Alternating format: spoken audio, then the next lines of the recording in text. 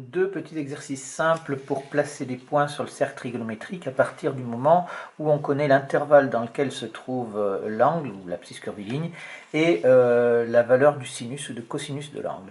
Alors, on nous donne des valeurs du sinus et du cosinus comme 3 cinquièmes, moins 2 cinquièmes. Donc là, il faut impérativement choisir une échelle pour votre cercle qui soit compatible avec les valeurs que l'on vous donne et qui vous permette de placer facilement ces valeurs-là. Donc j'ai pris un multiple de 5 cm ou 5 carreaux, j'ai pris 5 cm ici.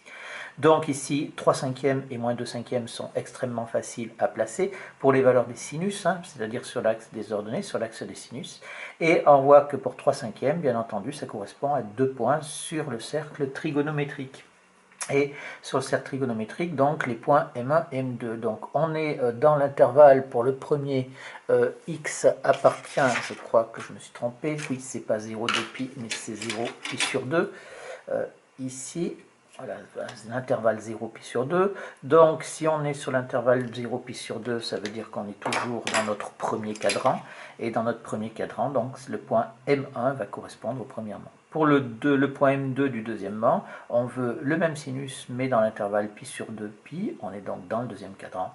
Le point M2 est donc là. Le point M3, facile. Cette fois-ci, on est dans l'intervalle 3 pi sur 2, 2 pi. Alors, 3 pi sur 2, 2 pi, on est donc ici, dans cet intervalle-là. Et le sinus vaut moins 2 cinquièmes qui est placé ici. Et donc, le point M3 est là. L'exercice 69 est sensiblement le même, mais avec un calcul supplémentaire. Donc, pour le premier, je vais utiliser le même dessin pour les deux exercices. Donc là, je vais avoir le point M4 et ici le point M5. Pour x qui appartient à l'intervalle moins pi sur 2, 0. Alors cette fois-ci, ici, on va se retrouver avec moins pi sur 2 de ce côté-là. Eh bien, on est donc l'intervalle moins pi sur 2, 0, on est dans le quatrième cadran. On veut le cosinus x qui est égal à 0,3. On a pris soin de prendre une échelle, bien entendu, qui est compatible avec ces valeurs. Moi, j'ai pris tout à l'heure 5 cm pour le rayon, donc ça va me correspondre à 1 carreau pour 0,1. Donc mon cosinus, je peux le placer facilement ici à 0,3. On est bien d'accord que si je place mon cosinus, ça correspond à 2 points sur mon cercle ici. Et donc on me dit qu'on veut être dans l'intervalle 0, moins pi sur 2, 0. Je suis donc ici pour mon point M4.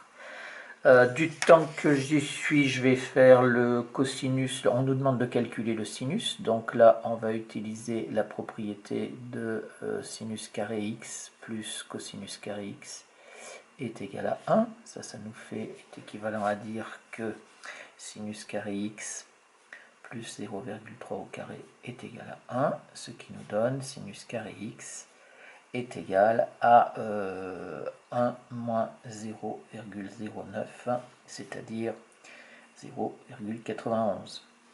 Et donc ici, c'est équivalent à dire que sinus x est égal à racine carrée de 0,91 ou sinus x est égal à moins racine carrée de 0,91.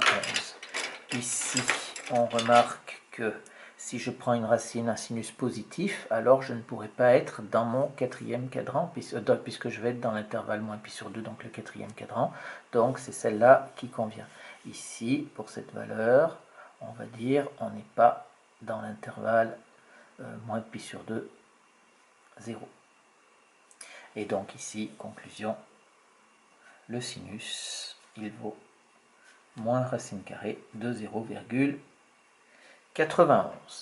Pareil pour le deuxième point, cette fois-ci on veut que le cosinus soit égal à moins 0,4, alors moins 0,4, on est donc ici. On a toujours nos deux points correspondants sur le cercle, et on va prendre celui qui nous convient. On veut être sur l'intervalle, ici sur l'intervalle 0π, donc sur l'intervalle 0π on est sur le demi-cercle supérieur, et on est donc ici pour notre point M5. Même chose, ici on va pouvoir calculer le sinus. Alors on a cosinus carré x plus sinus carré x égale 1.